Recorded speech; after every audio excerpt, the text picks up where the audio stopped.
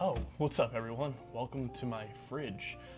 It's the new year, it's 2026, and I have a brand new series coming to you on social every single day to help me post daily content for you. It's called FridgeFacts, where I'll be delivering fun facts about sports, entertainment, music, historical facts, anything in between.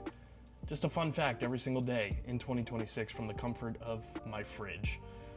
Today's January 1st, and on this day, in 1902, the first Rose Bowl was played at Tournament Park in Pasadena, California. Michigan defeated Stanford 49-0, and the MVP was Michigan fullback Neil Snow. How fitting for a winter time game.